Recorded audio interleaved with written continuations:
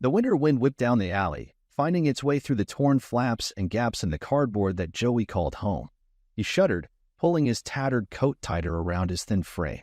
The box provided little shelter, but it was all he had to protect himself from the elements on nights like this.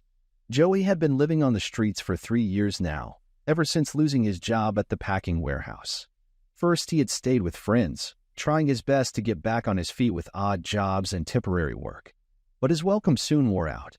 People didn't like having a charity case as a long-term house guest. So Joey took to the streets, staying in shelters when he could, making do with what little he had when he couldn't get a bed. He didn't mind the lifestyle most days. As one of the working homeless, Joey often felt he had more purpose wandering the city doing odd jobs than some people with corporate jobs and fancy degrees. He had his regulars, small businesses who would pay him cash to sweep their shops, take out trash, clean windows, and restock shelves after hours. It wasn't much, but with careful budgeting and dumpster diving behind grocery stores, Joey got by. Nights were the hardest. The growing cold sunk into his bones, no amount of donated blankets able to keep it out. Being alone with his thoughts in the darkness was a special kind of torture. During the day, Joey could lose himself in the rhythms of work, pushing aside memories of better times. But at night, he couldn't escape the regret, grief, and loss that haunted him. He dreamed of having a small place to call his own, a bed, a hot shower, a kitchen with food waiting. But more than anything, Joey longed for companionship. Someone to talk to at the end of the day. Another beating heart nearby as he fell asleep instead of the unreliable purr of passing cars. His isolation was suffocating. Morning came slowly, the winter sunlight barely strong enough to rouse Joey from his fitful sleep. He stretched gingerly, joints cracking in protest as he shuffled from his makeshift shelter. His breath formed puffs of steam in the chill as Joey headed towards his favorite breakfast haunt. Marge's Diner had seen better days, its cracked leather seats patched with duct tape, floor tiles long missing. But the middle-aged waitress always had a kind word and hot coffee waiting for Joey. He pushed through the door, the bell announcing his arrival with a tired jingle. Marge glanced up from behind the ancient register and smiled. "There's my favorite customer. Have a seat, darling. I'll bring your usual." Joey sank onto his usual stool with a grateful sigh. The knotted tension in his shoulders already started loosening as the diner's warmth seeped into his bones. Yes, this was his favorite part of the morning. Hot coffee, breakfast scraps, and a few minutes of gentle human interaction. Marge returned with a stained mug full of steaming dark liquid. Joey cradled it between his numb fingers, letting the heat radiate through his hands. The first sip lit a fire in his empty belly, the comforting bitterness chasing away the last of his morning bleariness. "So what's the plan for today, Joey?" Marge asked, leaning against the counter. "Any odd jobs lined up?" "Yeah, Mr. Kim said he could use some help at his bodega this afternoon. Think I'll head over there once I'm done here if that's all right. You know you're always welcome to sit as long as you like, hon. In fact, give me just a sec." Marge bustled back to the kitchen, returning with a plate full of scrambled eggs, sausage, and toast. "Can't do heavy lifting on an empty stomach," she said with a wink. Joey's chest swelled at her thoughtfulness. As an unofficial employee, Marge looked after him as best she could. Whether purposefully overfilling his coffee, slipping an extra side of potatoes on his plate, or patching up his ratty coat, her quiet caretaking meant the world. It filled an aching need for community, moments of feeling seen, known, cared for. The food disappeared quickly, hunger taking over. Joey lingered over the last few sips of coffee until his internal clock told him he couldn't put off the day any longer. "Thanks, Marge. You're an angel." Joey stood, joints creaking in protest. "I'll swing back this evening for some dinner if that works for you." "I'll plan on it." She looked up from wiping down the counter.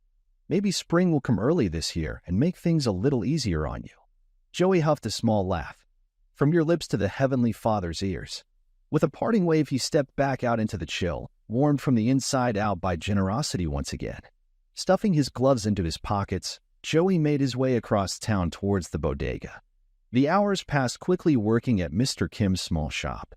Joey stocked shelves, took inventory, and helped customers. Mr. Kim tried to pay Joey a few times, but he always refused. Having somewhere indoors to work that was appreciative of his efforts was payment enough. A chance to pretend at normalcy for a while. Dusk fell as Joey took a last walk around the shop. making sure everything was in order before he left. Mr. Kim called out a goodbye from the register as Joey once again stepped into the cold night. He would swing by Marge's as promised before finding somewhere to settle in for the night. As he walked down the street, the pools of light from overhead lamps reflected on something small and colorful flickering on the wet sidewalk. Joey paused. A lottery ticket lay face down, catching the light. Waiting. Heart suddenly pounding, Joey crossed to pick it up with muddy fingers, turning it over slowly. A normal man might just walk by, leaving the dirty, faded ticket where it lay. But to Joey it felt heavy with possibility. What if? Money for a small place. Enough for some relief, to give some back to Marge for her years of kindnesses. His mind spun wildly as his footsteps slowly resumed their path to the diner. Marge was already sliding a plate of roast beef and potatoes in front of Joey's usual spot when he came in. "You're looking a little dazed there, Joey. Everything all right?" Joey sat slowly, eyes fixed on the ticket he had placed carefully on the counter. "I found something on my way over here. Something that could maybe change things." Marge raised an eyebrow as she picked up the ticket. "Now how'd someone let this blow away, Her kindly face softened further. "Oh, Joey, it's awfully rare and wonderful when lost things find their way." Joey met her gaze then. "I'd like to sit here and scratch it, if you don't mind. Just in case." She nodded and pulled Joey's dinner back to keep it warm. Perching on the stool next to him, she slid the coin he kept tied around his shoelace across the counter. "Here you go then. Make it a good one." Hands trembling, Joey scratched slowly and deliberately across the ticket in neat lines. The letters and numbers revealed themselves like prophecy, like possibility, like magic. He could hardly bring himself to breathe as the last square cleared. And 3 matching numbers appeared.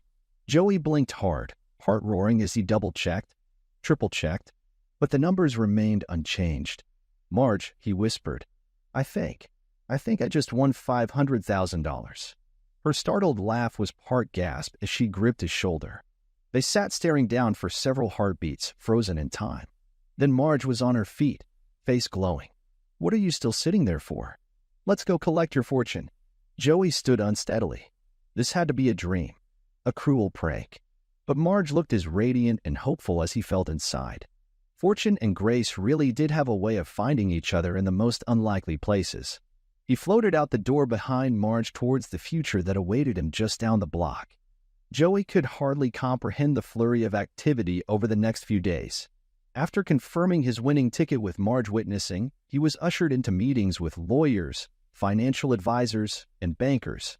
Forms piled up beside him to be signed, accounts opened, assets discussed. His mind spun with both dreams and dollar amounts.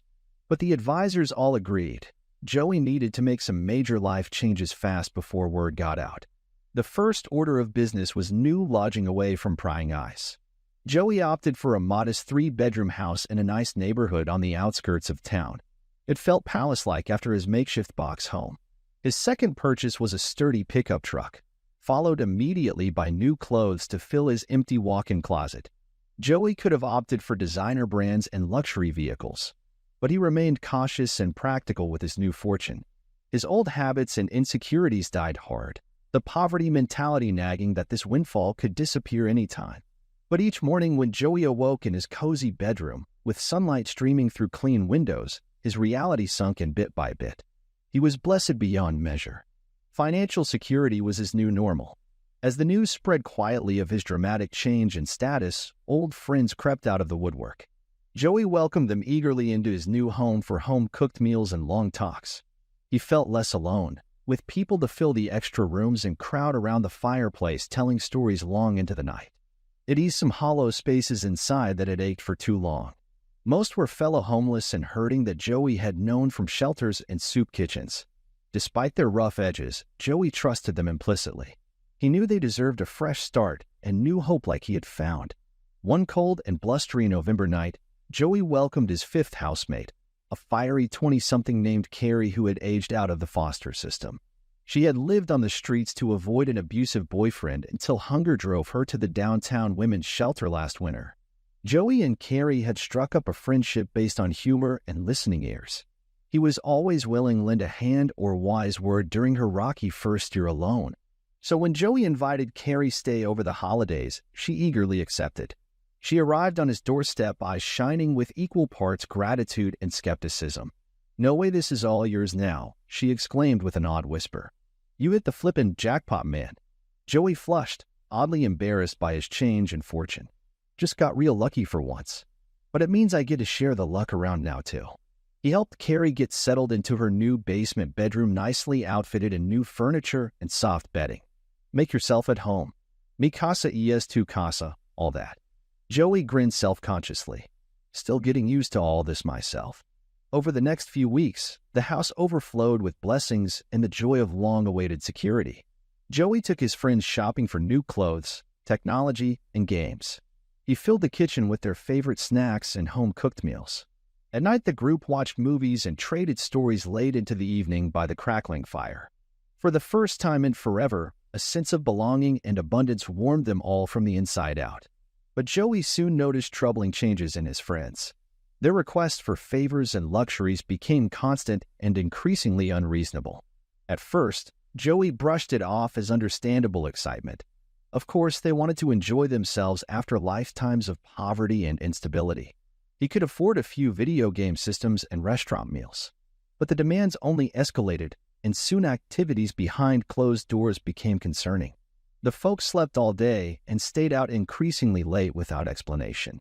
Joey often overheard arguing and complaining from downstairs late into the night. Garbage overflowed the cans out back with empty bottles and cans. Furniture ended up broken or stained by carelessness. Joey's questions and concerns were met with indifference, jokes, or outright annoyance from the housemates. One by one, valuables started going missing from Joey's home, no matter how many times he changed hiding places for his cash and prizes. He suspected drugs were behind the erratic behavior, risky escapades, and health declines he noticed. But without proof, Joey held his tongue and prayed things would stabilize. Finally, the truth became painfully clear the night Joey awoke to shouting downstairs around 3 a.m. He crept to the stair railing where heated voices echoed up from the basement bedroom. Carrie was locked out while Tony and Chris argued over drug money and dosage levels. The picture came into terrible focus. Joey slunk back to bed, mind racing. This wasn't what he envisioned when he welcomed them in. He felt anxious, angry, betrayed even. But hadn't he hit rough patches too? The grace he'd received required extending some back. Patience and care, not judgment. So Joey continued providing safe shelter for his friends, ignoring the financial and emotional cost for weeks. Better they struggle under his roof than out on the dangerous streets, he reasoned. But peace in the home evaporated completely as winter deepened and Joey's funds dwindled substantially. The freeloaders seemed entirely focused, enjoying themselves with no regard for their host or home. They even turned spiteful when Joey suggested changes or boundaries. He felt incredibly torn. Cast them out as his advisors insisted? Let them continue taking advantage while watching them self-destruct? With his big heart, empty house, and need to rescue, Joey prayed a third option would present itself. He just needed time to figure it out. Unfortunately, time had nearly run out for them all. The day after New Year's, Joey sat numbly sipping stale coffee as the lawyers and financial advisors he hadn't heard from in months filed silently into the dining room. The past 6 weeks had been a whirlwind since uncovering his housemate's deception. With heavy hearts, they confirmed Joey's accounts were drained, credit cards maxed, the house leveraged heavily against loans. Tony, Chris, and Carrie had vamoosed a week prior after cleaning out the most valuable items. And Joey, kind, naive Joey, had welcomed the vultures and given them the run of the roost. He had no legal recourse without proof they'd stolen his personal possessions. The advisors laid out the cold hard facts. The house would be foreclosed immediately, all vehicles repossessed. Joey still retained 5% of his original winnings, but was back at square one. Homeless, penniless, alone. As they offered condolences and final signatures, Joey sat numb and disbelieving. He knew his father would roll over in his grave at how foolishly he'd squandered such a gift. But the pain went deeper than wasted money. Carefully constructed trust and optimism about people had been demolished. He resolved to harden his heart going forward. No more softness towards freeloaders seeking to take advantage. The advisors arranged temporary housing at a local motel for Joey, but he refused. Stepping back into the dingy lobby stirred too many bitter emotions. He felt the cold stares of judgment the contempt at how stupidly he'd lost everything.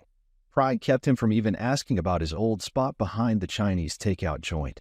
Exhausted and heartsick, Joey gathered up an old bedroll and blanket and headed for the park nearby. He couldn't stand walls and roof closing him in right now.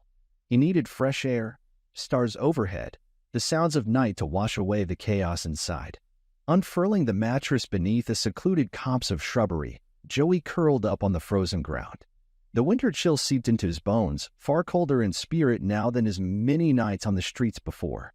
He fell into restless oblivion as a light snow began to fall. Early next morning, the park caretaker discovered Joey huddled under icy blankets. Rousting him gently, the worried man called over a hovering police officer. In whispered conference, they decided to transport the dazed man to Our Lady of Angels Church downtown. The parish had opened emergency cold shelters that week in the church basement. Joey allowed them to guide him silently into the heated squad car without protest. The next 6 weeks passed in a depressing blur of small cots crammed into dingy basement rooms with other cold-weather refugees. Joey kept to himself, avoiding the counseling sessions and nightly fellowship offered. The numbness and self-recriminations continued tormenting his days. He barely spoke except to answer direct questions. Bitterness like bile filled his throat at memory of crocodile smiles and heartfelt hugs.